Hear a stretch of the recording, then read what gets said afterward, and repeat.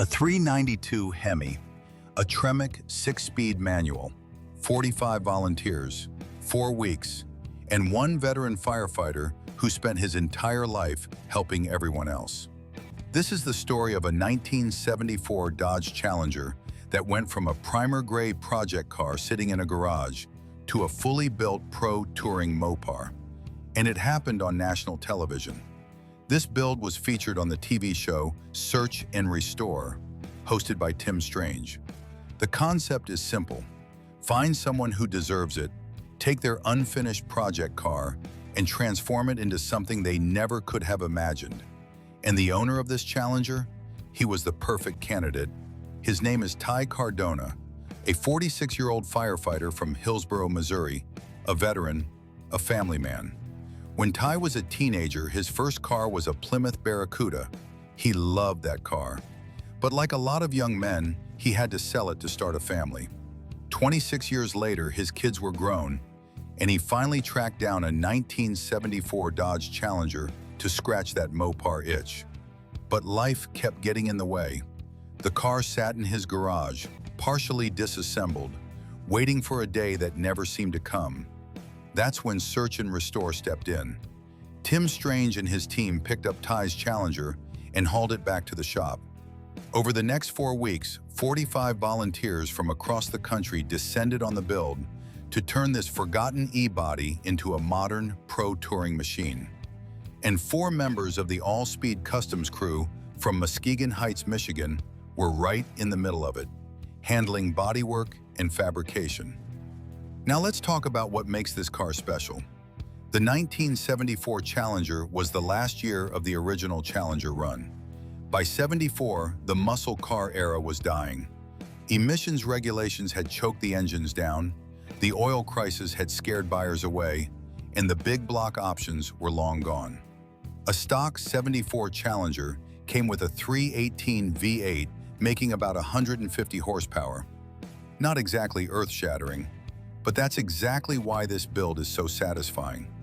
Because the team took everything that was wrong with a late e-body and fixed it.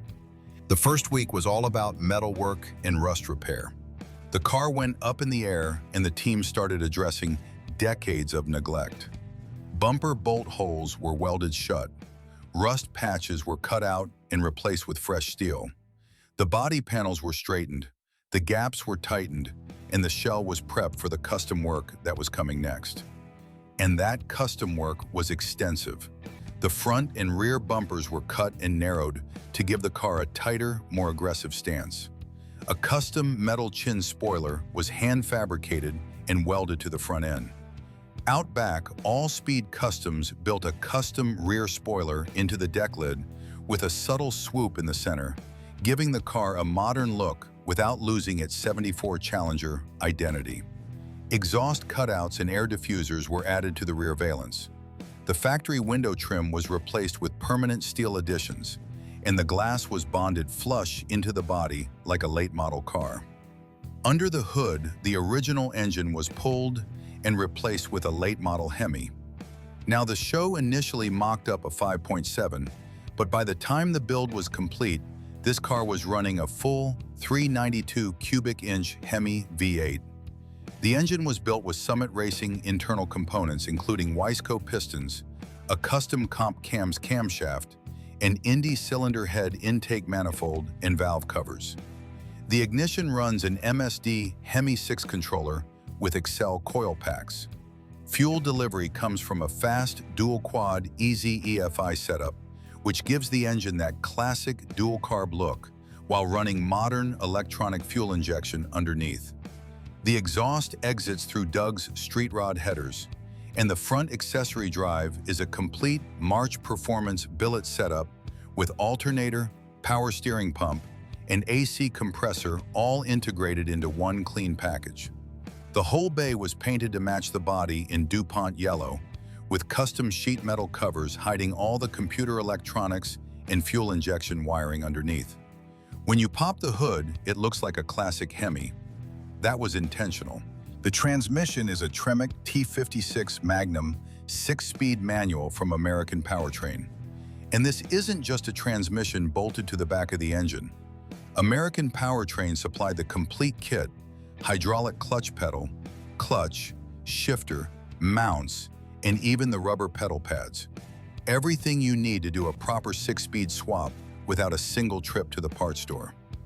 The suspension was completely overhauled with a Reilly Motorsports front cradle, specifically designed to fit a late-model Hemi into classic Mopar e-bodies. The kit includes a full AlterKation front suspension setup. Out back, Strange Engineering supplied the axle and coilovers. Borgeson handled the steering. The combination gives this 50-year-old Challenger the kind of road manners that the original engineers never had access to. It turns in sharp, it stays flat through corners, and it puts power down without drama.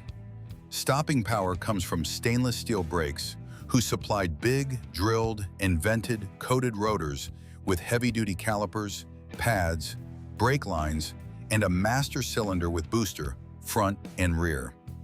On a car with this much Hemi power and modern rubber, you need brakes that can handle repeated hard stops without fading, and these deliver exactly that. Then came the paint.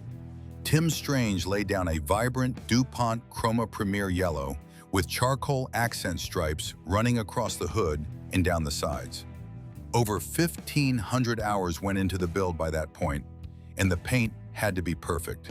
The body was wet sanded and buffed until the finish was mirror smooth. The color is loud, it's bold, and it fits the personality of this car perfectly. Under certain lighting, the charcoal stripes shift and give the body incredible depth.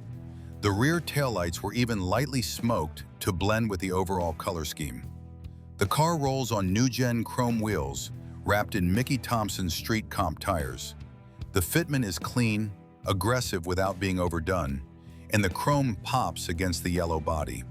A custom gas tank from Rick's Hot Rod Shop replaced the factory fuel tank, and a US radiator custom unit handles cooling duties. Inside, the interior was completely redone. Fresh upholstery, new door panels, a custom headliner, and new carpet throughout. The dashboard received a full treatment with an I Did It steering column and a Kenwood in-dash receiver with built-in Bluetooth and HD radio. The custom grille was fabricated by Alumacraft Street Rod Grills, including one-off SNR/T emblems that tie in the Search and Restore show name with the classic RT moniker from the muscle car days. And because no proper build is complete without a serious sound system, Memphis Car Audio and Kenwood teamed up to install a full custom setup. 500-watt speakers on the front kick panels, 6x9s on the rear deck, M-Class subwoofers, and an 1,800-watt Memphis Bell multi-channel amplifier powering everything.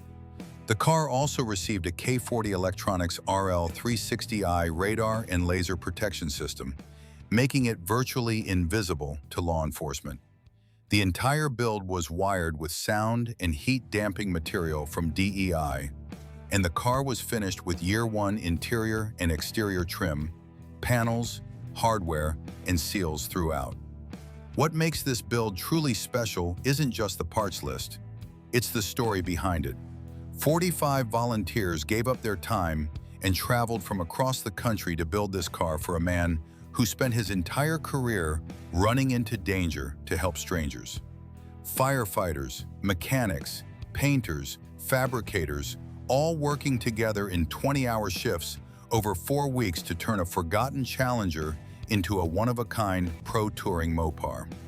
When Ty Cardona and his family walked into the shop for the big reveal, the look on his face said everything. 2 decades of waiting, a lifetime of service, and finally, the dream car he'd been chasing since he was a teenager. This is what the car community does at its best.